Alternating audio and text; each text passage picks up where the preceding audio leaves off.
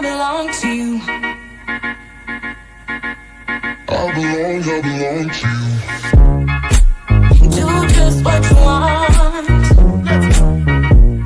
You're the one I trust, and I'll always be around when I need some loving, baby. No one else. Yeah. Let you down.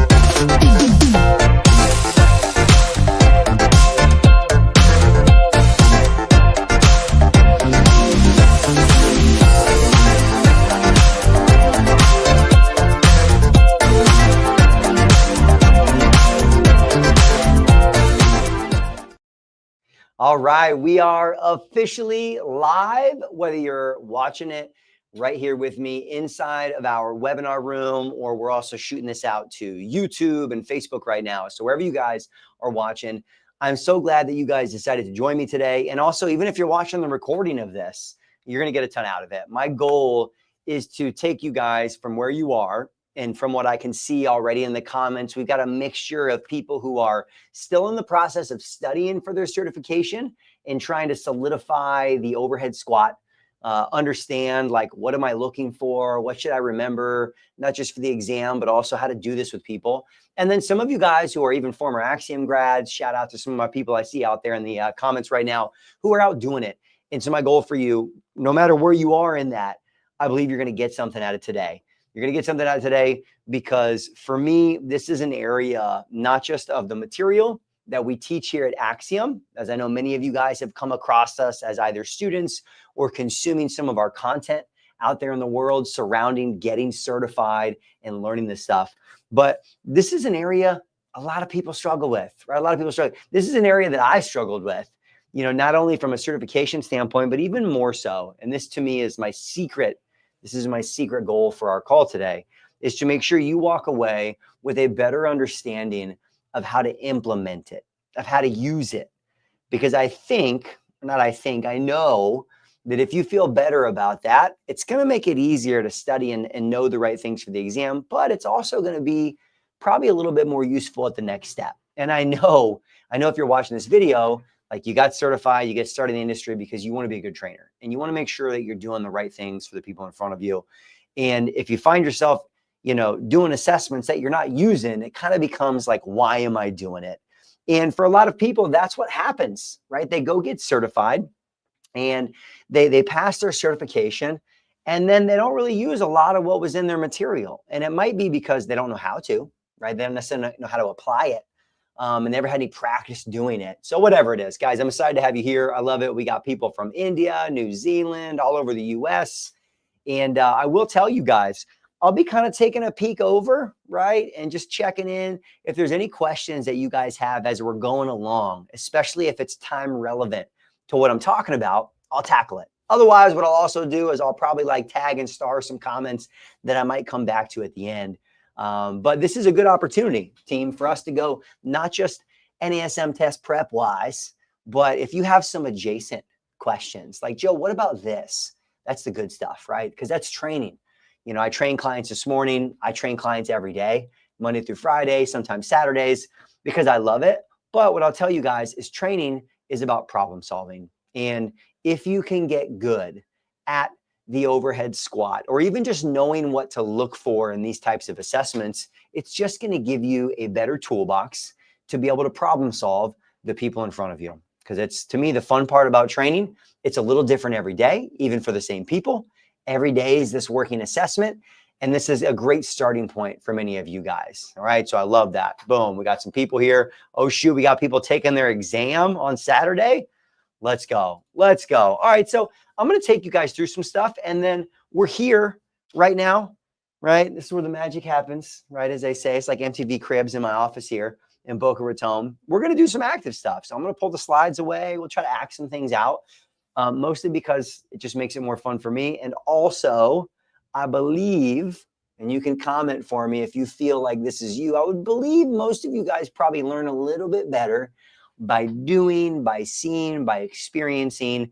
And so I'm going to try to give you guys as much of that as possible as well. All right. So hopefully, you know, you're here for the right stuff. This is the overhead squat masterclass. My name is Coach Joe Drake. I have been not just training for the last 18 years, but I've been teaching these types of programs through different organizations. Don't tell anybody.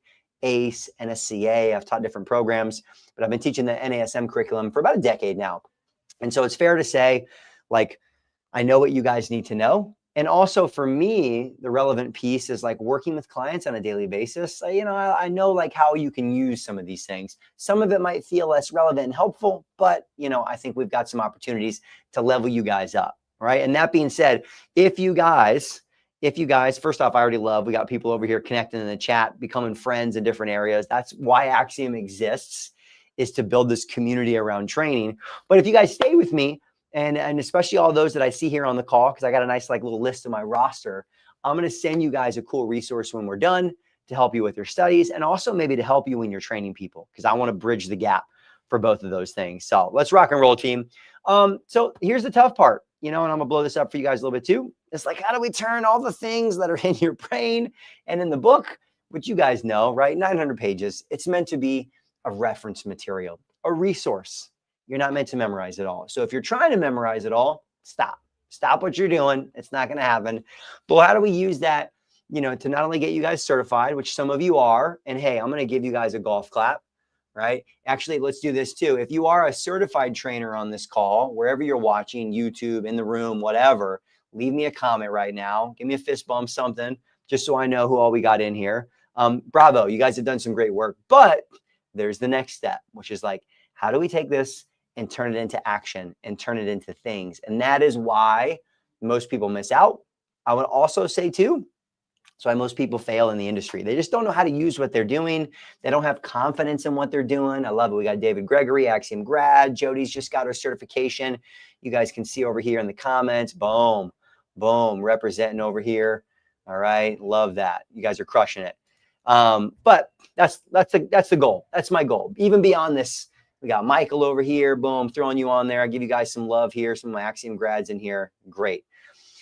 My goal is to make sure you guys also know how to do it, because I think if you know how to do it, you guys, you're going to be special. And at this point, the fact that you guys are already on this call with me, I can tell you, guys, I've been in the industry for 18 years. I've been training since I was like 18, 19 years old. I've seen all the good, all the bad.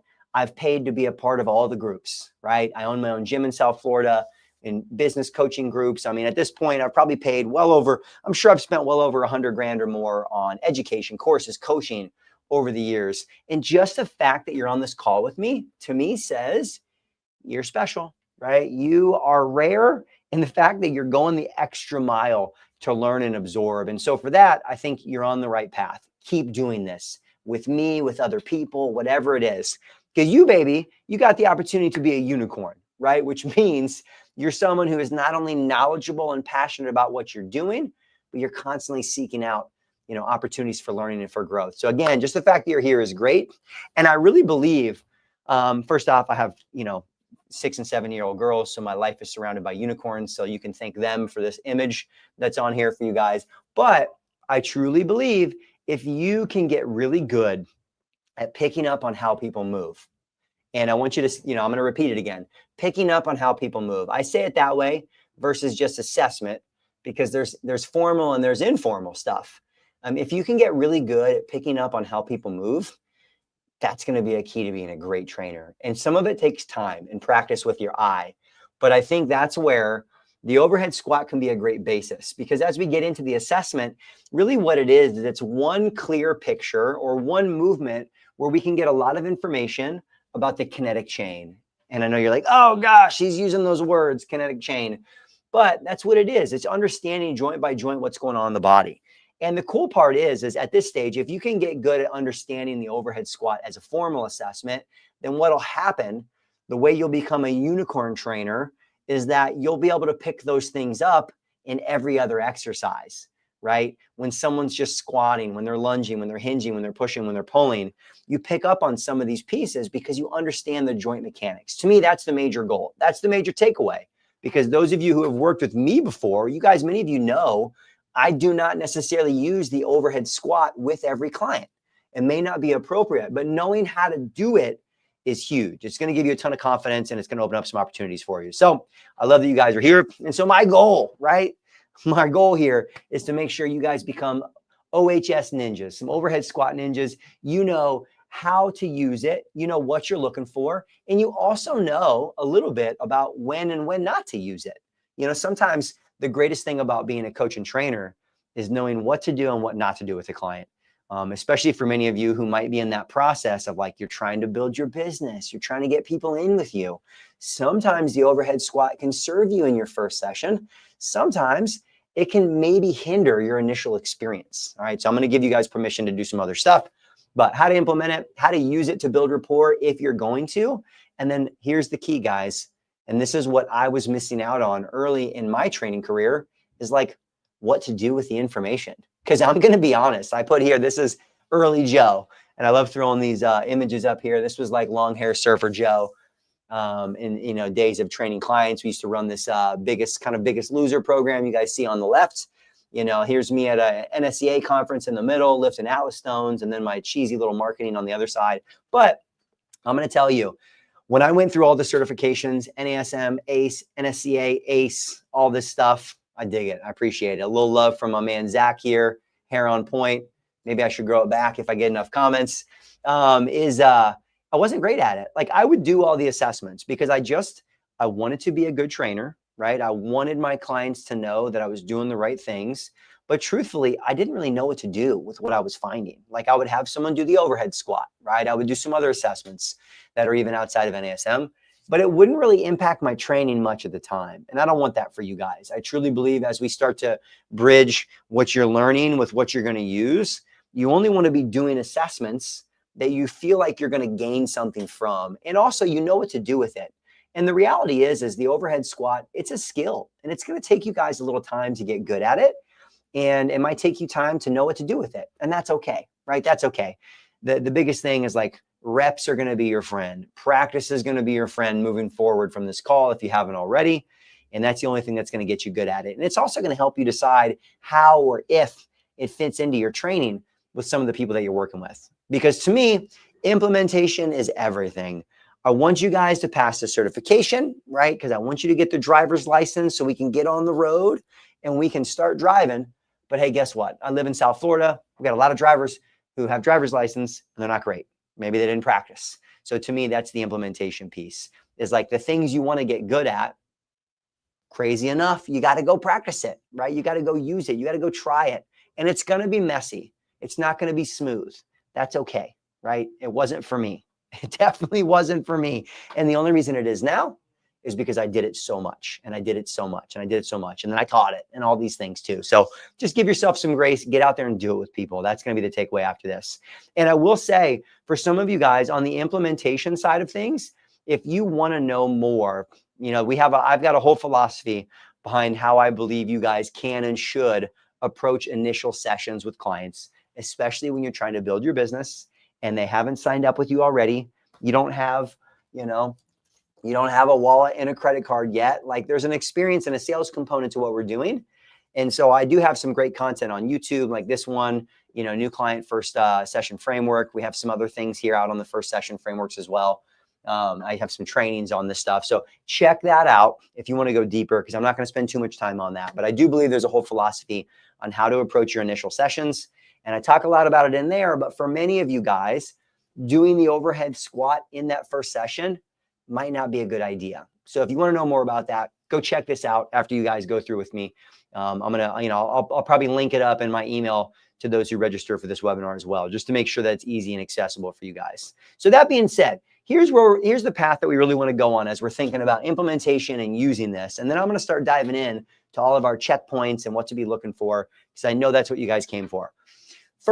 First up, step one, that would be the assessment. All right. So as we perform, if we're going to do this, I just want you guys to know there's more to this. If you're going to run this with a client in real life, especially in an initial session, you don't want to just do it and then not talk about it, right? Because in many ways that can be what makes it kind of an awkward experience. It's real formal, like, hey, I'm going to watch you do this thing and I'm going to pick out all the things that are wrong with you. And then I might not even tell you what I'm looking at. So I find from my experience of doing it like that, it's not the best. And so if we're going to do it, I'm going to show you how you can do it and use it to coach people through, to add value in that moment for them, right? So when we see things, we're going to explore them. And to me, that's the best way to use this. If you're going to use the overhead squat, it's not quite as easy as it looks on paper, where it's like, hey, I'm going to have you do the overhead squat, and then I'm just going to check the boxes, and it automatically means this. We don't automatically know someone's got overactive or underactive. They're just indications that there's something going on. And as a good coach, it's now my job to explore that more. So we're going to coach them up as we go through the overhead squat. And then we're going to investigate and explore each piece by piece, to problem solve for them. All right. That's going to actually give you the most information as a coach. It's also going to, put you higher up. It's going to add value in their mind. They're like, wow, Zach or Kiva or Tara or whoever, Michael, who's on here, like, they know their shit. They know their shit. And I like that. I'm getting more confident in this person that I'm working with. All right. And then we'll talk at the end on like, how do we use what we found to either make sure we're plugging this into our prep and prime, our warm-ups to get this person moving better, or also how are we using the assessment to have an impact on our exercise selection? Because otherwise, why are we doing it, right? Otherwise, why are we doing it? We want to use it to guide some things. And so we'll talk about that stuff too. And then if you're going to do it, it might be like reevaluating all this as well. All right. So I'm going to come back to questions again. If you guys have good ones, definitely throw them out there. I'm going to be starring things as we go. That being said, guys, when we're done, I'm going to give you guys, this is not something we have out there. Many of you guys have never seen this, but what I've done is I've put together a dedicated PDF checklist, and it's a little bit more detailed than what you find in the NASM material, because kind of what we're going to go through here on our slides and I'm going to do with you in person is not only what to look for, but how to problem solve it, and then maybe what to do about it. So my goal is to make this a little bit more of a complete resource for you, not just for your studies. It definitely will help you with your studies, guys, because it's going to bring it to life. But I think it's actually going to make you better at doing it too. So just know that when I send this recording out for those that are registered, I'm going to make sure I send you guys this PDF. If you're watching this somewhere like YouTube or Facebook and you're not registered for this webinar, just make sure you leave a comment that you want this PDF. So I know, and I'll come back and I'll get it to you. I'll DM it to you, whatever we need, right? Because I just want to give this out there for free. So that's going to be my gift to you guys for showing up and getting better today. All right, so let's go ahead and start. We're going to start with this. And what I'm going to do is we're going to kind of alternate. We're going to workshop this. Just like if you guys were with me in person, let's talk through some of these checkpoints, which for many of you guys aren't going to be brand new. And then what we'll do is we'll workshop some of it. And you guys, as we're doing this, definitely be throwing questions at me in the chat box that are relevant to what we're talking about, because I would love to make sure you guys are getting some practical value out of this as well. All right, so from the front side, as we start looking at the overhead squat, one of the first places we're going to look is going to be at the foot and at the ankle. All right. So we want to start, and this you can take away, guys, as you're looking at most movements, whether it's a formalized assessment or it's just an exercise that someone's doing, look from the ground up, right? Because where their feet are planted, their base of support is going to have an impact on the rest of the kinetic chain. So that's just one you can apply pretty much across the board for people. But as far as the NASM overhead squat, we know that from the front side, there's only a couple of things we're looking at. And the first one is going to be, does one or both of the feet turn out? All right, I'm going to give you guys, we'll kind of cheat sheet it. We'll go through some of these quickly, and then I'll ask some stuff out too. Is, you know what? If the foot turns out one or both, you guys probably know, and you guys can put it over here inside the comments. You know, we probably know like some of the likely overactive. If you go through the overhead squat solutions table, well, oftentimes it's going to be the gastroc and the soleus, ankle restriction, a lack of dorsiflexion might be why that person's turning their toes out. All right. Potentially the underactive is going to be like your anterior tibialis. Those are going to be your most common here. So what we'll go through and I'll talk you guys through is like, hey, if you see this, here's what to do, right? Try it with the heels elevated. And then takeaways, what are we going to do about it? All right, so let's go ahead. What I'm going to do, I'm going to bring it back, coach view, baby, right? Drink it in here in the Axiom Drake office. And we're going to change some angles and stuff too, just so we can kind of walk and talk through this. Some of you guys have done some versions like this with me in the past, especially some of our students, but hopefully you guys will take away some more. So as we're doing the overhead squat, I'm going to give you guys a few layers to this. If I'm going to have somebody do this in a session, someone already mentioned this over here in the comments. You know, what are my thoughts on videoing, like Caitlin put out here? She said assignments, but I know Caitlin meant assessments, so it's all good. What are your thoughts on videoing? I think that's great. I think videoing's great. It gives you a chance to like review it with them and show them what you're seeing. And also while you're getting good at the assessments, it gives you an opportunity maybe to go back to it, right? Maybe if you want to do the assessments as a new trainer, but you're not feeling really confident in it, you might tell them like, hey, we're going to go through, I'm going to have you do like maybe 3 to 5 reps from the front where I can see this front side view. And then I'm going to come to the side. I'll have you do another couple of reps, and then I'll probably do a few from the back. And I'll tell you guys, I like to do view from the back, even though it's not in your overhead squat solutions table, because you can see a little bit more like hip shift, especially. I find sometimes it's more obvious from the backside if someone's favoring one side versus the other. And you can't always see it the same from the front. So I'm going to tell them just like that. And if you want to record it, say, hey, I'm just going to record this. And then that way I can go back and we can look at it later. So yeah, record it. That's fine. But in general, if we're going to coach someone up on this, we want to give them enough coaching without it being too much, right? Because what I want, first off, as we're introducing exercises to clients, you guys will find if you give someone too many cues, they get lost anyways.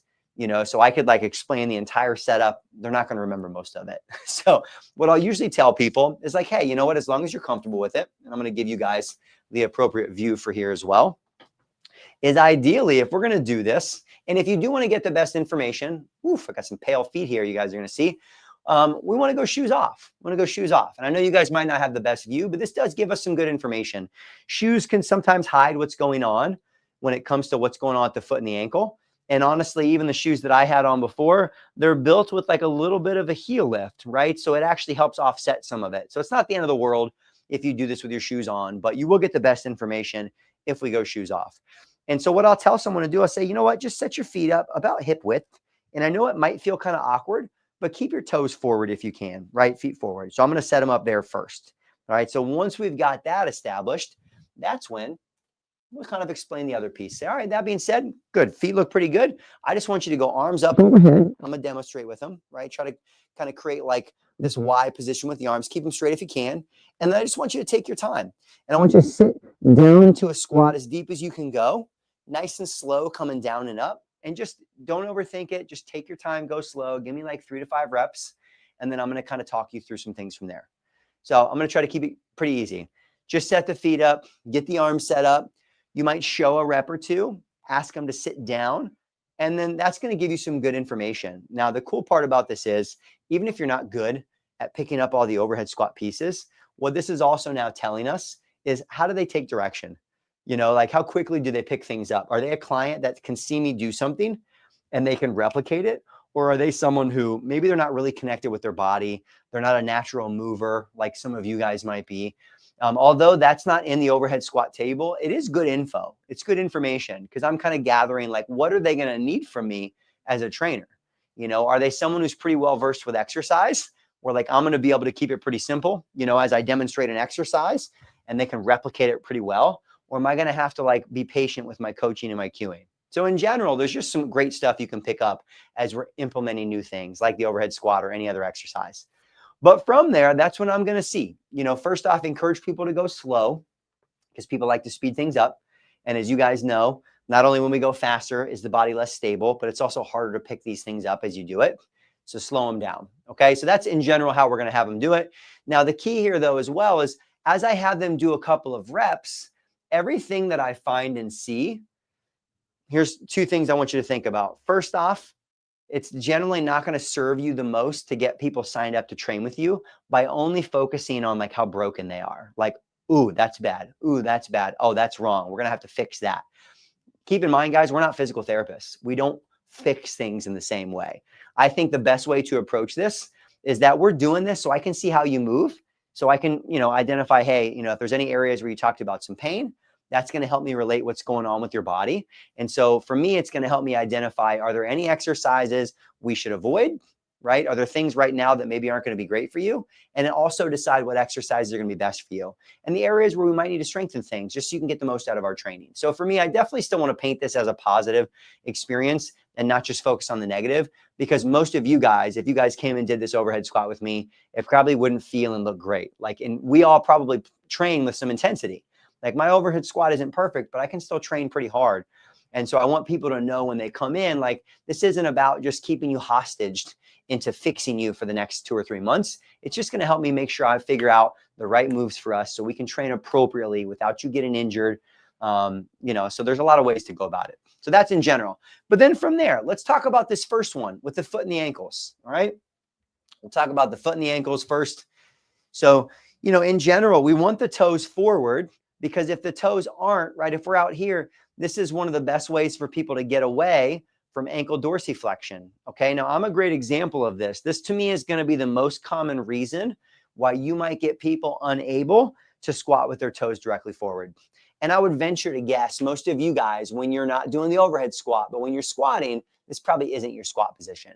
It rarely is, unless someone has the right hip mobility and really good ankle mobility. Or you're doing like Olympic lifting or front squatting. Sometimes it's narrower. Otherwise, it's a pretty narrow stance. But anyways, from the assessment, the reason we do that though, is because if someone doesn't have great ankle range of motion, it's likely to show up. So it's going to give us that info. And so from my experience, one of the most common things, if someone does either A, they can't keep it, or maybe even as they do it, like one of their feet kind of sneaks out to the side, or both of them do, like some people just can't keep it, then chances are, from my experience, it's the ankle. All right. And I'll also tell you guys, as you're going through the NASM, the overhead squat solutions table, there are some things, in my experience, there are some things in that chart that you're not really trained to figure out. For example, like when we look at the ankle, there's some other ones that come up, like overactive hamstrings and, things that you're not really given any tools to test for that. So I'm going to tell you, I'm going to kind of cater this to like the most likely and the things you can probably do in the moment to really figure it out. So some of you guys have done this stuff with me. You can throw it in the chat box here if you know. If we see that, if we see someone's toes turning out or they just can't maintain that stance as we're doing the overhead squat, what could we do in the moment, like right then, as like a coaching thing to see, like, is it the ankle? Is it not the ankle? All right. So if you have some ideas or throw it over in the chat box for me. All right. Otherwise, for those who don't, or maybe haven't gone through some of this stuff with me in the past, I'll tell you, to me, easy go-to right here. Let's elevate the heels and see what happens. Okay, let's elevate the heels and see what happens. And I'll tell you guys, for me, for example, this is a pretty big difference maker. If I do the overhead squat, because I have a history of ankle issues and injuries and, lifelong challenge of trying to improve ankle mobility, it's much easier for me to maintain that forward position of the feet if I have a slight heel lift. And so this can just be something that you do in the moment with someone. And the reason I like doing that is because guess what? All of it is elevating your value as the coach in their eyes. Because, we see that happen. And then we've got like a little tool. And then for some people too, they're like, oh, wow, how'd you know that? How'd you know to do that? And then you can tell them, well, I watched the overhead squat webinar with Joe. No, I'm just kidding. You can tell them because I just understand ankle mobility is pretty common and it's commonly an issue for a lot of people. And so that's going to give you some information, right? It's going to give you some information on like, okay, if that does make a big difference, like now they look like the squat looks like pretty good, like the depth improves and they can keep the toes forward, then it gives you some information, right? It gives you information about if we're going to be doing some squatting in our workout on those days, well, guess what? I might want to work on some ankle mobility. And so this is the idea. If you can use the assessments in a way that's going to give you good information, it's worth doing. And if not, then it's not worth doing. But for me, this is a good takeaway, and usually the way I would explain it to a client is like, hey, honestly, that's pretty common.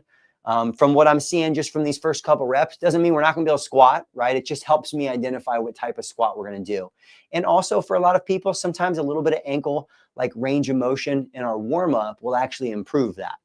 And then, so I'm going to relay that to them in the moment. And so that way they know like what I'm seeing and what it means. And then I'm going to take note and use that stuff. If I know they've got really sticky ankles, like the ankle mobility is not great, well, that could be the person where maybe I don't overdo it, but maybe I take 30 to 60 seconds per side to start our session. Maybe we're doing a little bit of foam rolling on the ankles and the calves, create some pressure. That might be something to help down regulate some of that overactivity, 30 to 60 seconds. And then what I'll do is if we're going to do this stuff in our warm-ups, which to me is a great place to address it, I'll take it right into some sort of active or dynamic mobility. So you might do a little bit of some fascial release. And then based on the person, I'm not against a combination of all of our types of stretching. Some clients, that might mean getting them into like 20, 30 seconds of like some static stretching, maybe rocking some of the angles a little bit here, right? You could do it that way. You can make it a little bit more dynamic too. Ankle rocks where we're down on the ground and you're kind of driving, you're trying to drive the knee into dorsiflexion. I'm a fan. If you're trying to improve squat mobility, I do like this because what happens is it's going to mimic bottom range of motion squat, right? So really trying to drive the knee forward without losing our foot position. That can help. Just some ankle drives, right? And then honestly, even just in the warm up and in your workout, big full range of motion, deep stretch, calf raises can be helpful as well. Sometimes we take away with like overactive muscles, like don't train them. That's not the goal. You want to train them, but you want to train them through big, deep, full range of motion. So even taking someone through a big range of motion, calf raise, where we're really stretching at the bottom. So just giving you guys some ideas on what can we do in the moment, as well as how can we use this. So what can we do in the moment? I'd say throw them up on those little elevation, see if it improves, because now that's giving you some info. And then you have something to talk to them about what you're actually gathering from it. And the cool part is if you're going to do this either first or even second session with somebody, it's going to feel a lot more like coaching and training because you're problem solving them in the moment. And I know it takes time to do, but I think if you practice it that way, it's going to come across way more natural to you guys as well. So yeah, throw them up on some wedges. And that might also mean maybe for that client, when you do start loading the squat on some days, you might have the heels elevated. That's okay. If that allows you to get greater depth in the hips in the position, it doesn't mean you have to keep them there forever. But, you know, a lot of people, a little bit of a heel elevation, if that improves that position, because you guys can throw it in here. What other, when we look at the overhead squat, where else do the ankles show up? Well, they actually show up again on the lateral view. You know, once we get to our lateral view, we'll talk about people like really, really leaning forward with their torso. Well, same when you're doing that, same idea, heel elevation. All of a sudden, if they go from leaning really far forward to like pretty decent and upright relative to their previous position, then cool. Now you got some more problem solving you've just done. And so I find the ankles a pretty common one for people, but to me, I'm not that worried about it. You know, for a lot of people, we're still going to be able to squat, lunge, push, pull, hinge appropriately, but it's just using that information to make sure we're doing the right version. Okay. So feel free, guys, throw any questions surrounding that over in the chat box. Otherwise, what I'm going to do is I'm going to bring this back on. So this is really kind of our takeaways from this first one, which is, okay, from an overactive, underactive standpoint, if the toes turn out, team, I'm going to tell you it's most likely the ankles that's going on there. Now, there could be some other things, right? You might have some clients, and this is honestly where the, let's say the overhead squat is an assessment. It's not perfect. And truthfully, like it's kind of debated in the industry, like how useful some of these things are. Other people may, you know, debate that like maybe just assessing movements might be more helpful, but it is what it is. Only because like in this instance, I can say I've worked with clients who had great ankle mobility and really relative to their body, good hip mobility, but they weren't able to squat in that forward position without some of these other compensations. And some of that has to also do with like the hip structure and the femur length. So I used to train a client who, if him and I were sitting in these chairs next to each other right now, he would look like he's the same size. But if you pan the camera down, you'd see his legs are way up here. He's 6'4", and a lot of his height is in his femurs.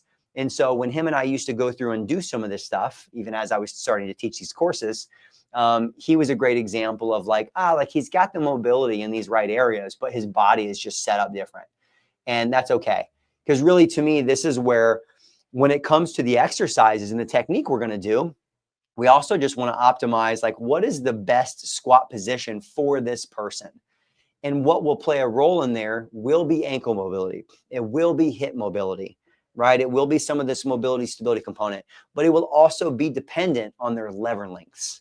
And some of that's just left out of maybe this assessment conversation. It's a little bit higher level way of thinking about it, but it's okay. Just want you guys to know. All right.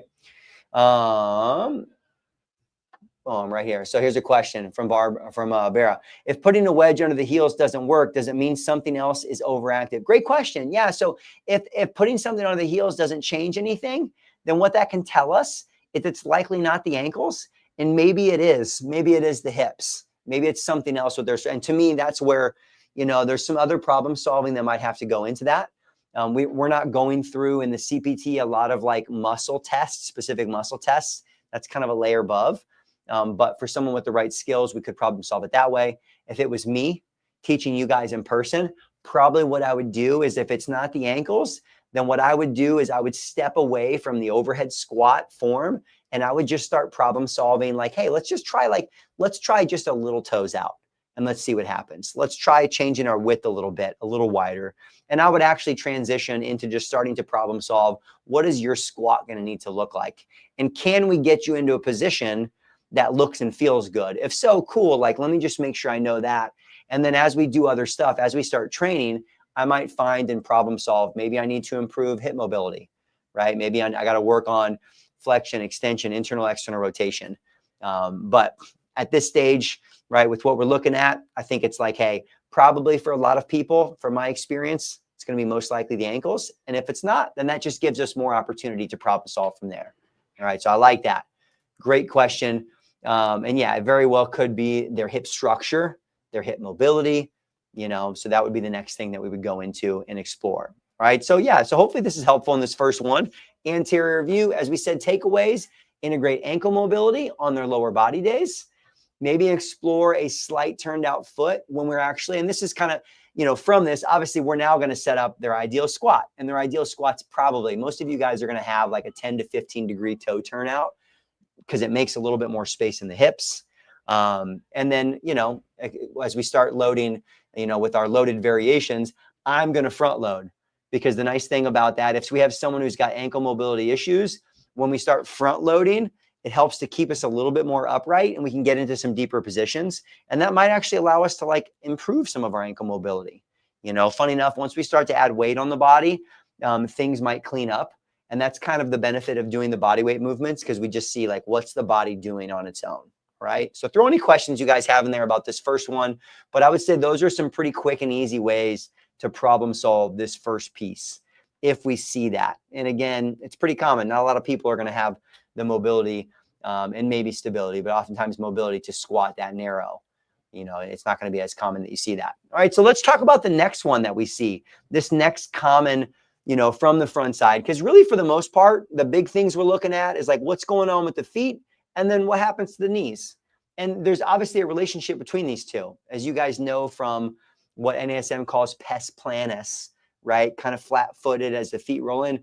What happens with the feet is going to impact the knees and the hips, all right? And then vice versa. The knees really end up being the joint. They are the stable joint in between our hip and our ankle. So oftentimes, if we either have pain or we have some movement issues going on at the knee, a lot of times it's coming from the ankle or the hip, all right? So that's just how we problem solve some of the things that are going on there. But let's just say, and we'll kind of go through this together too, if we have that knee valgus, knees caving in, well, the first thing I would say on this one is coach it up. Coach it up. Because I find for a lot of people, they just don't necessarily know what they need to engage when they're squatting. And so once again, this is a great opportunity for us not to just only rely upon checking boxes and assuming things, right? Because when we assume, we make an ass out of you and me, right? We know that. So we don't want to just assume. Let's problem solve a little bit. So if we see this one, whether it's one or both, and it might be slight, it might be big. All right, let me move our shoes out of the way. If we see knees caving in, or even as someone comes down, maybe you just see one knee, right? Maybe it's just one side that kind of rolls in, from there as well. The first thing I'm going to do, I'm going to have them do a couple reps and see if it's consistent. And then I'm just going to bring awareness to it, right? As they do it, I'm like, do you feel that knee kind of coming in when we do it? And if not, if they're like, no, I don't feel it, I'm going to make them do it again. I'll be like, oh, stop. I'll stop them when they're at the bottom so they can see it. And what I'm looking for there is, can they correct it, right? Can they correct it without me doing a lot? If so, I don't know that I would consider it to be overactive, underactive. I almost consider that to be like motor learning, just learning what muscles should be engaged in different positions within our exercises. And even if you want to go back to your guys' NASM terms, this is like neuromuscular efficiency, it's proprioception. So it might just be they're not really well versed, and that's okay. That just means to me as a coach, I'm going to be looking for it. I'm going to be coaching them up on it when we train. But it's not standing out like, oh gosh, they're weak somewhere. It just might mean that we just got to remind them what muscles to use and how to go through it. So first thing I'll do as they go down, I'll be like, see if you can, think about driving the knee out. Boom. And the funny thing, guys, what we'll find too, especially if you're looking at the foot and the ankle complex, is, if we can get that glute engaged, oftentimes that flat foot collapsed arch we're seeing, right? The glute engagement will kind of help put us into more of an arch in that foot too. So that's going to be my go-to. As they go through and do it, I'm going to bring awareness to it. I'm going to see if they can engage. And then I'm going to try to be like, seeing, do you feel those muscles, right? When you bring that knee out, can you feel your glutes, right? The outside of your hips. Yeah, I feel that. Okay, I want you to maintain that now. Now try just to go through. Let's see if we can get a set of 5 without the knee coming in. I'm going to bring awareness. If they can't do it on their own, I'm going to pop down. I'm going to put my hands on the outside of their knees. I'm going to say, cool, give me a couple reps and drive against my hands as you go down. That would be like a nice external cue. And the cool part about stuff like this, if we just want to talk about training, is guess what? If I'm doing this in my first session or my first week with someone, I'm appropriately going hands-on, kinesthetic cues. I'm breaking the touch barrier. I'm building rapport. Like there's some good stuff happening here. And once again, like now all of a sudden they push against my hands like, oh yeah, now I feel it. Okay, cool. I want you to maintain that. And so if I see that, what I'm going to take away from it is, hey, guess what? Maybe they need a little additional glute engagement in our warm-up. So does everyone, right? Almost every client I work with, we're doing some sort of glute engagement on full body days or lower body days. That could be double leg glute bridge, single leg glute bridge, could be like a lateral plank variation where we're getting some glute engagement isometrically, just to make sure we're sending pathway to that. And then maybe even when we get into our prime, right, within this warm-up system that we talk about here at Axiom, prep and prime, I might have them do maybe some banded squats just to like solidify it even more, where I'm not going to necessarily use a band around the knees once we get into our loaded moves. Sometimes maybe, but not always. But I might use it in my warm-up just to like really, really send a ton of signal to those butt cheeks and those glutes. That way that pathway is super strong, and then see if it looks clean when we get into our workout. So that what I mean by that is maybe then in our warm-up, maybe I'll have them do some banded squats where they're really having to kind of work against that band. Moderate, doesn't have to be a heavy one. We'll do a warm-up set or two there. And then in my workout, I would get on to something like a goblet squat or a back squat or whatever squat you're doing and see, does it show up there? All right. So hopefully if we do the right prep and prime stuff, I find it cleans itself up even before we get there in the session. And if it is a constant challenge, then that might be something we need to address. Okay. And so from my experience, this one oftentimes is more of a glute issue than it is the adductors. But if you want to go back to your overhead squat solutions table, then probably the most likely overactive, what could be pulling me out of position, from my experience would be more of that inner compartment, right? Our adductors. Because as the hips go back and down, if I am really tight or overactive there, that could pull me in. But the interesting thing, even if we look at like the problem and solution, I'm still going to go to glute engagement, because reciprocal inhibition, if I engage the glutes, especially my abductors, glute medius, it helps to downregulate the adductors. So it's kind of like I'm accomplishing both things by just focusing on the glutes.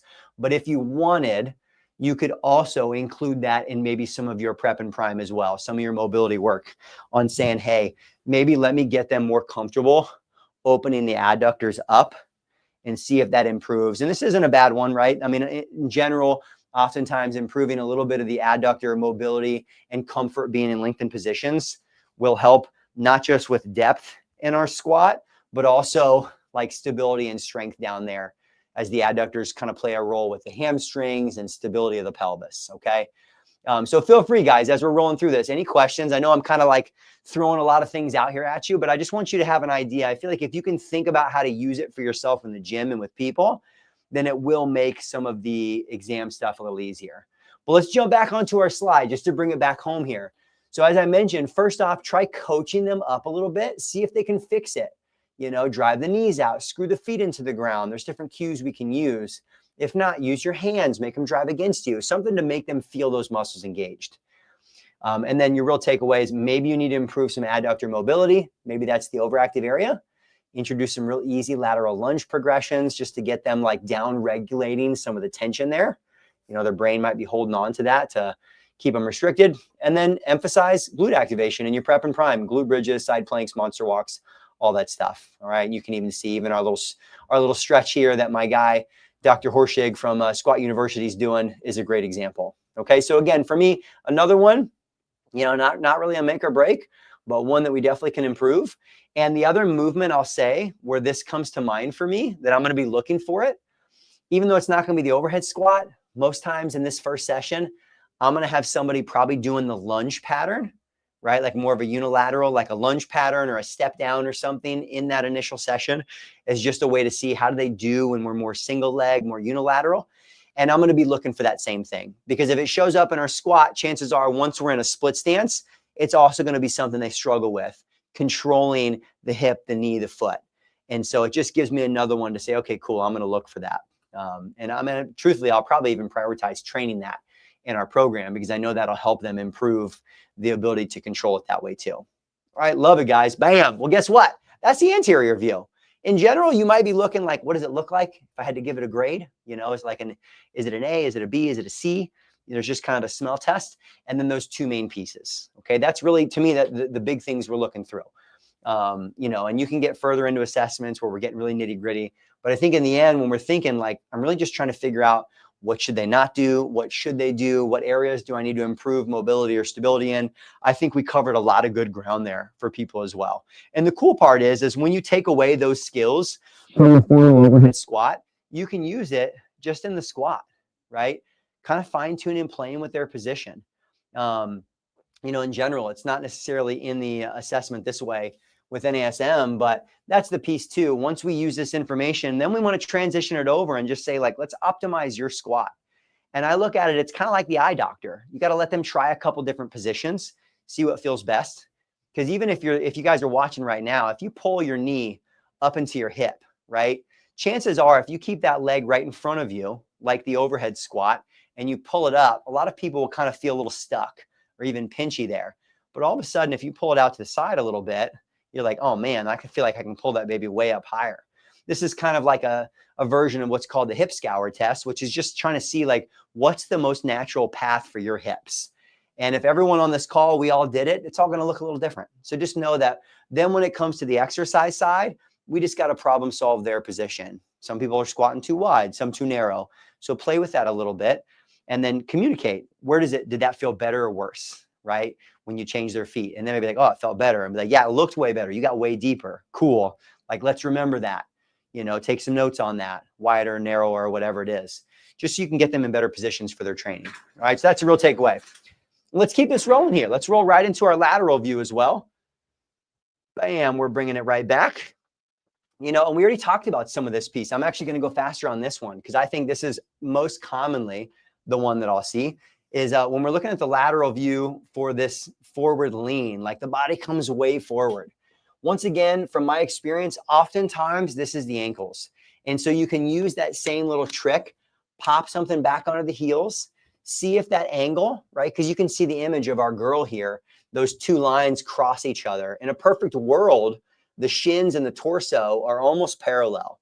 Even if they're not perfectly parallel, the closer to parallel, the better. That means the ankle mobility is good, as well as like relationship to the hip mobility and the rest of the body. So try that. And if it works, and for a lot of people, this will fix it or it'll improve it, then you can say, okay, cool, this is likely the ankles. And I know the overhead squat solution table tells you that like it could be overactivity in the abdominal complex, underactivity in the posterior chain. From my experience, it's most likely the ankles. But once again, if the ankles doesn't fix it, well, at least now you know. Cool, it's not the ankles. I got to work on this other stuff, which real takeaway is going to be like, I might need to work on some hip flexor mobility, some hip flexor and quad mobility, and I need to strengthen the backside. So not too complicated to attack with people. All right. And so, like we mentioned, if nothing changes with the heels elevated, then this is what I would do. Almost apply what we did before, maybe some foam rolling of the hip flexors and quads, maybe some active hip flexor quad mobility, and then strengthening of the posterior chain. Don't need to make it harder than it is. To me, this is corrective exercise done right, which is really just trying to find the right things to strengthen and just getting people moving better. That's really what we're trying to accomplish. Okay. Again, I'm going to give you guys access to the document that has these things broken down in it too. So don't worry if you're taking notes, you can't get everything. And then here's the other one too. So let's just say one of the other checkpoints, low back arches, for people as they go down. And this one's even hard for me to do. I find it even a little more common in my female clients, just based on a different hip structure. But you might see like, hey, you know what? The arms stay in line with the torso, and the torso's at a pretty good position. But man, the low back is like much more rounded than it should be. There's this excessive arch. Well, first off, the problem solving piece that you can do is take the arms away. That's the first one, because truth is when the arms are overhead, guess what's lengthened? The lats. Those lats, your latissimus dorsi starts way down here in the lumbar spine. And so if I lengthen it all the way, well, it might actually pull at the origin. It might pull at the origin. And so that could actually be what's arching your back by keeping the arms overhead. So maybe say, you know what, let's still keep this narrow stance we're doing, but just keep the arms in front for a rep or two. Give me that. And now all of a sudden, if their arms in front and that low back arch goes away, then you might just be like, okay, it's probably more overhead mobility that's throwing them off. They might just be a little tight in the lats. We might need to work on that. Okay, so we're problem solving a little bit. If that doesn't do it, my next go-to is going to be the core engagement. You know, oftentimes, and this comes into your guys' postural stuff too. Sometimes we're in this anterior tilt because we're maybe just not engaged. As we go down in that squat, we're not keeping some good core engagement. And in general, you want the relationship between your hip bone, right? If you touch that bony portion on your hip and your rib cage, it's not the end of the world if it moves, but most times we don't want movement there because that's the lumbar spine instead of the other things we're training. And so really the relationship between those two should stay pretty similar, right? Versus disconnecting as we do it. And so my easy go-to there is let's just give them something in their hands, mostly because that's going to engage the core just like a goblet squat will. And so I say, okay, cool, let's try this now. All right, I got one more trick up my sleeve we're going to try. I just want you to take this plate. I'm going to do a 5 or a 10, nothing heavy. Go nice and slow, keep your narrow stance, and I just want you to counter it. We call this a counter lever squat. As they sit down into their squat, if we raise that weight up in front, what you do, if you guys do this one, and I actually really like this one as like a warm-up exercise because it forces you to slow things down, you actually get a fair amount of core engagement. When that weight's out in front, your core has to engage. And so especially this one is nice because what it's doing is it's teaching you to engage your core in a deep hip flexion position, which is like bottom of the squat. And that might be where they struggle. So if we do a set of a few of those and they're like, oh yeah, I feel my core, and the low back goes away, well then to me, I'm saying, you know what? That low back arching is probably just core engagement. So takeaways are, hey, guess what? This is a great warm-up exercise when I'm squatting. So that might become one of my prime exercises for my warm-up. And then also just core engagement in general. You could think of some other core stability moves that would be great to throw into your warm-up prior to your main lifts so that you can try to send those signals of like what it's like to be engaged there. So that's going to be my simple takeaway. And again, there could be some other things. It might be when we're getting rounded like that, pulled forward, it could be hip flexors and quads. So you can take it back to our previous one. Maybe we need to roll that area a little bit. Maybe we need to do some active hip flexor quad stretches and see if it improves. And that's really what we got to do as trainers. If you're trying to improve movement, it's going to be problem solving. And so you got to try one thing like the counter lever squat. Cool. If it improves it, all right, good. I got some info. Let me try that for a little while. Let's go down that path and let's see how it goes. Because truthfully, I'll tell you guys, this is even what good physical therapists are doing. You know, they're making educated movement guesses about what's happening, and then they're trying it, and we're seeing if we see improvements. It's sometimes going to be easy. Sometimes it won't. It's going to take some problem solving. And the cool part about this is, as you encounter things like this and you can't figure it out, this is where having a good physical therapist in your back pocket is going to be helpful. Because sometimes, even for me, like I know this stuff really well, sometimes there's too much going on inside the body. I can't problem solve it with some of these things. Someone's still having some pain or some issue or they're not moving well. Bam. I'm going to throw them off to my physical therapist so they can get a little bit more nuanced assessment and address it, and then come back to me and we can apply it into our training. So just don't feel like you got to do all things for all people. If you're not able to problem solve it, seek some help. So takeaways here, like we talked about low back arch. If it is the lats, work on shoulder mobility. Just like you see here, this active stability ball stretch of the lats. I actually really love this one. Feels great on the lats. You can do some T-spine work here too.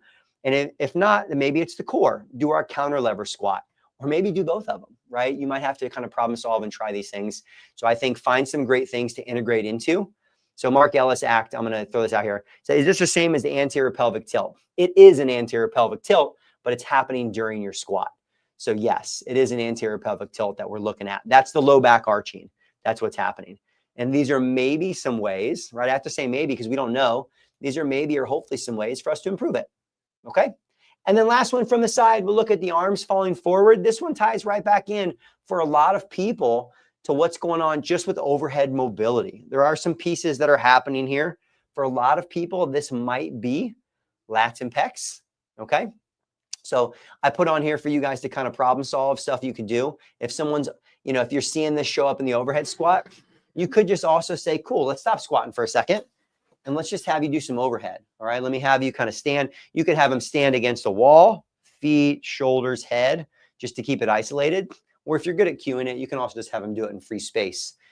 Say, hey, I want you to put your hands on your hips, on your ribs, kind of pull the ribs down, core's engaged. Okay, now keep that. And now while you keep that, I just want you to take one arm, go all the way up overhead for me.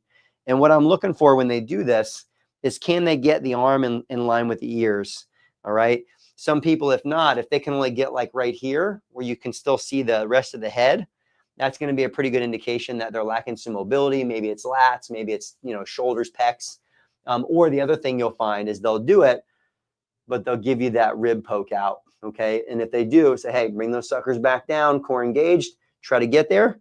And that'll just give you an idea, like, is it the mobility piece, right? Like getting the arm up overhead, or is there something else going on? Okay. And if we see that, again, we just have some routes we can go and maybe problem solve a little bit. We can try some stuff. And things that we're going to try, we're going to work on lat and pec mobility. Like I mentioned with the stability ball for the lats, you can also do some good pec mobility there as well, just to try to open the lats and the shoulders prior to our training session. And then it might also be strengthening those underactive muscles, like the mid and lower traps, really the mid back, rhomboids, rear delts, external rotators. This is pretty weak in a lot of people. So you can see my guy, Dr. John Rusin, doing the face pull there, things that are going to strengthen that mid and lower back, behind the shoulders is going to be great, because a lot of people, it's an area of weakness anyway. So for me, the cool part about this is, without complicating it, we're coming up with some pretty good warm-up moves that are commonly helpful for a lot of people. And then we're also just getting some information about what might we or might we not do when it comes to an exercise selection. And to me, that's where this all goes, guys, is like, yeah, you got to get practice. You got to make sure you know the overactive, underactive stuff for the assessment. But then as we're doing it and we're using it, you want to be thinking about, what does this mean I should or shouldn't be doing?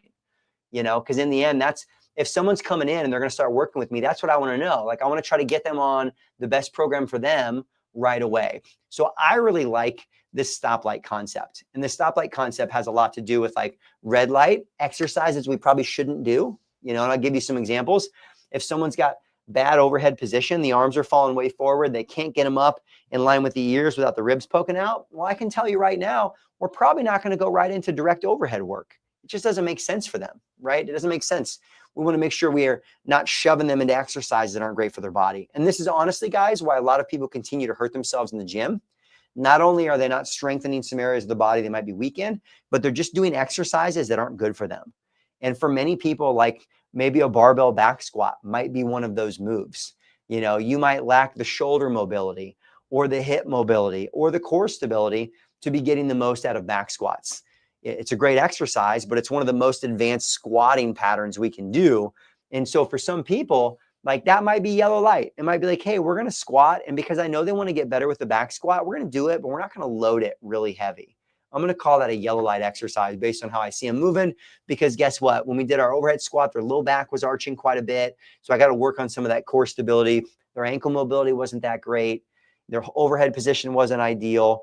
All those things tell me that back squatting is not your best choice, because back squatting requires all of those. It requires hip mobility, ankle mobility, core stability, shoulder mobility. And then I'm trying to identify green light. Like, hey, you know what? Maybe they're going to have no problem with lunges. They looked great, pushing, pulling, whatever it is. I'm trying to use this stuff to kind of come up with my Rolodex of initial exercises that I'm going to start them out with. And you're still going to learn a lot as you start training, but that's what I'm looking for. What should we not do at all right now? If they got pain somewhere, they really don't move well somewhere, maybe it's a yellow light. We got to improve some things before we really train that with intensity. But I do want to have a list of green light exercises. I don't care who you are.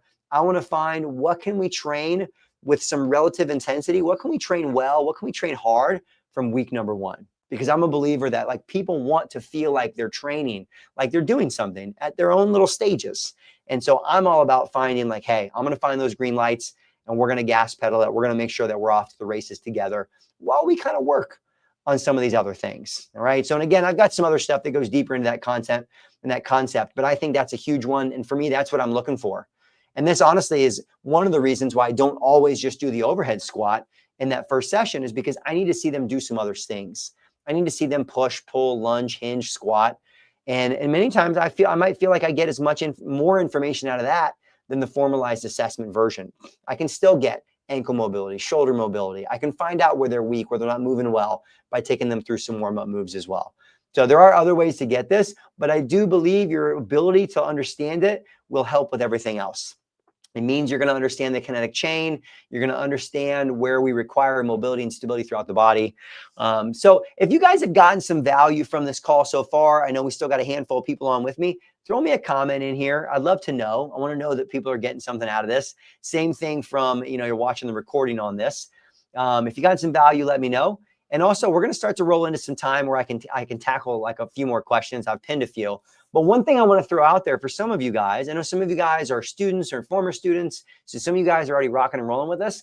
But if you've been out there consuming our YouTube content and you want more help with this stuff, just know you don't have to beat your head against the wall and go through this certification process on your own. What we're doing right here, right, this kind of interactive process, we do this every single week, a couple times a week. And actually, the bigger benefit for me is we do it via Zoom, so I get to see your guys' faces and tackle questions. And so if you want more help, and especially you want to learn more like this, right, where we're talking about the practical pieces and how to use it and how to coach it, then just know we do have another virtual course that kicks off next week. And we actually were full. We were full as of last week, but we had 2 students that had to shift to a future group. So we do have 2 spots as of right now. So if you're interested, shoot me a message. This is my personal number, and I'm probably making a mistake by giving you guys, but this is my personal number. Shoot me a text, 518-683-5161. You know, obviously tell me who you are. You know, you watch the webinar, and we can talk more from there. But you know, this is an awesome experience. 10 weeks that I'm coaching you guys through every bit of this stuff. We've got an awesome experience. We got students in here on the call right now that I'm sure can kind of give you guys, you know, how great of an experience they had inside the course. I can confidently say that.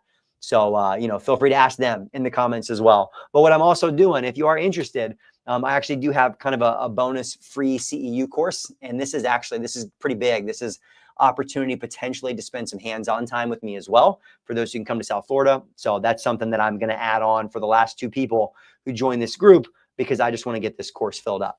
Outside of that, guys, I'm here for you, right? So shoot me a message. Don't just text me at 10 p.m. or something crazy. But if you're interested in getting more information, we can hop on a call. You know, those who know me know, like, I'm not a high pressure salesman. I don't have to be. The course usually fills itself up with the right people. So if you're the right person, you want to be a great trainer and you want the support and connection, you want me in your corner, I'd love to help you. Okay. So I'm going to put that out there for you guys. And yeah, it's going to be awesome, this 2-day experience that we have. So shoot me a message if you guys are interested. And either way, if not, if you're someone who's already gone through, you're certified already, or you're our grads, help me help other people. Like, share this stuff, share what you've learned with other people. That's the only reason I'm here today. You know, I started coaching and helping other trainers probably before I even had a ton of experience, but it's made me so good. It's made me so good at training. And so get out there and help others, because that's what this is all about. That's the only reason Axiom exists, is to help other people. So beyond that, guys, I will actively tackle any questions that you guys have, whether it's about the assessment process, okay? Whether it's about stuff that we went through, the overhead squat, whether it's just about like getting new clients in the door, whatever it is. If you guys have questions, throw them in there for me right now. I'm going to hang out for maybe like another 5 minutes and tackle a couple questions. But again, your guys' takeaways, shoot me a text message if you're interested in hopping in on this next course group we have. 518-683-5161. You guys can message me and I'll give you all the information about what we do. You know, I'm happy to jump on a call and talk through it as well, see if it's a good fit for you. Otherwise, guys, what questions do we have? You know, I got my man here. Jordan Brown asks, where in South Florida are you? You're in Tampa. Jordan, hey, you got to come to our 2 days, baby. We got a 2-day training at the end of September, and you're in Florida. You should drive to us. We're in Boca Raton, Florida. Boca Raton, Florida, South Florida. So for anyone watching, we do a couple times a year, do an in-person, hands-on intensive training, you know, where we're like beyond the certification. We're talking about real training. We're putting all this stuff into use. So for any of you guys who come, you definitely should, you know, come. We're in Boca Raton. And even if you're not, come visit. Come have a vacation in South Florida with me. All right. Let's see what other questions we got hopping up in here. You know, so boom, I love it. Shauna says this was helpful. I hope it was helpful today. Any other questions that I might have missed from you guys? Bam. All right, cool. We got a question from my man here. Are you offering the qualified trainer course in September? The website only had one for November. So for those of you guys who are certified, we do run some courses post-certification. The qualified trainer course is really all about helping you guys kind of get started, build your practical skills, build your business, get your first couple of clients. We will run another one of those in the 4th quarter of the year. So it'll probably kick off based on our signups in October. October, November is kind of our time frame. We probably will not start one in September. However, you can register at any point in time. It does give you access to the materials, and then we kick off the live component to that course actually in probably closer to November or late October. So great question. We can talk more offline about that too if you got questions about it. I love that. All right, so let's go Vera has here, does it make sense to do the overhead squat assessment with clients 60 plus, especially if you see as soon as they walk in that their mobility is limited? Bara, I think, Bara Bar, I'm sorry if I'm saying your name incorrectly. I think this is a great question. I think these are the decisions you guys get to make. You know, this, for me, if they have like any specific shoulder or knee injuries or issues, it might dictate whether or not you do this. And it doesn't mean you couldn't do it, but it just might mean that you alter what you're looking for. You're not looking for butt to the ground on mobility. You're just seeing how they move. But I will give you my personal experience. What I would probably do, I would probably just take a step away, at least in the initial session while I'm just first getting to know them. And I would probably just have them go through basic body weight squat pattern. You know, in general, I tend to stick to more of the movement patterns: squat, lunge, push, pull, hinge, and potentially core. But based on the person, that's going to dictate, do I get them on the ground for the core? Are we doing a body weight squat? Are we doing like an assisted squat with a TRX? So if you know their mobility is limited, I think you want to see like, how limited is it? What does it mean we can and can't do? But that may dictate how much you get out of the overhead squat. Some people would argue they'll like do the overhead squat and you're going to see all those things. But I think, you know, you still want them to have a good initial session, and you also want to explore, what can we do? So the reason that I kind of like doing even if I do the overhead squat, still doing squat, lunge, push, pull, hinge, like lower level progressions, is because I do want to walk away knowing, what can we do and how are we going to do it? So that's my take on that. I think that's great. All right. So Caitlin on here, how are the questions on the overhead squat usually worded on the exam? You know, I think part of it is you got to know it and practice it, because you're going to find different wording on different things. And so don't worry about trying to study the wording, right? You want to actually just know the concept. And so it might be identifying. They give you like, hey, the knees cave in. What's overactive? What's underactive? You'll get some of that in the practice questions too. But I think your higher level mastery here, Caitlin, where you're going to be ready for anything they give you, it doesn't matter what it is take this, practice it on yourself, run some other people through it, watch the video, right? Like video yourself, video them, watch the video, try to identify, what do I see? What does that mean? What might be overactive? What might be underactive? You got to explore this. It's going to be an involved process because I think you're going to find a variety of wording. But, you know, on the simple side of things, it might just give you, someone's doing the overhead squat and we see this. What's the most likely overactive or underactive? That would be a simple version of what you might see. Okay. Yeah. So the question that asked about the overhead squat session with seniors is absolutely needed, was one I was interested in knowing and teaching the silver sneakers currently. And I convert like, no. Yeah. So I love that. LaDonna, I love you're on here too. Yeah. I mean, again, it doesn't mean they can't do it, right? Because there's not a strong balance component. I wouldn't say it's inherently dangerous for anybody. But in general, it's just going to give you information about their body. It's going to give you information about what's going on with the joints. And for you, you can then decide, like, you know, do I want to have them do the overhead squat, or do I want to have them just go through and do all the movements? Because the reason that I actually like having people go through and squat, lunge, push, pull, hinge, do some basic core, is because that's going to be the foundation of our training program anyways. Those are the primary movement patterns. So why not look at how they do with introductory versions of those, lower level intensity versions, because that's going to give you information about what they can and can't do with their training. It's also likely going to expose some of the same challenges. You might see where they lack ankle mobility, hip mobility. You're going to be able to ask the feedback. And here's the cool part, maybe we didn't talk about, guys, you can always do the overhead squat on session 2, right? You don't have to do it on session 1, especially when you're getting to know someone. And the reason I say this is because you might not feel really confident in the overhead squat right now. That's okay. You should get practice doing it. But if I'm someone who's trying to build my business, and I'm also trying to get people motivated to commit to themselves, which is what signing up and paying for training is, I want to make sure that I'm creating as good of an experience as possible. Some of that is leading with things I'm good at.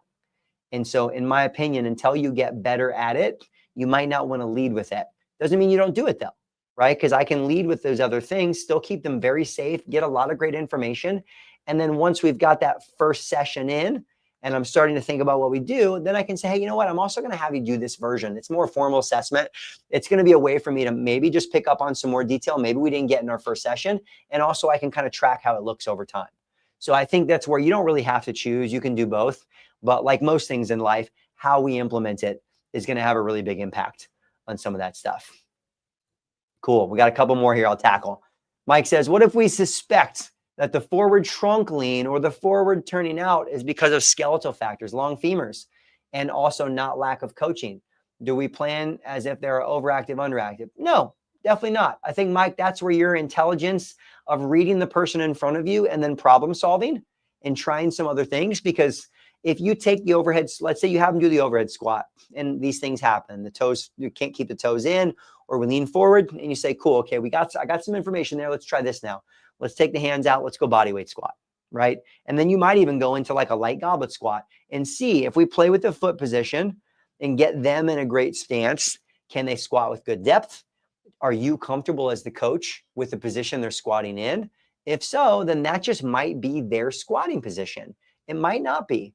Because to my point, the example I gave you guys, the guy that I trained who was 6'4", he had killer ankle mobility. His dorsiflexion was bananas, but his femur was just so long, it didn't matter.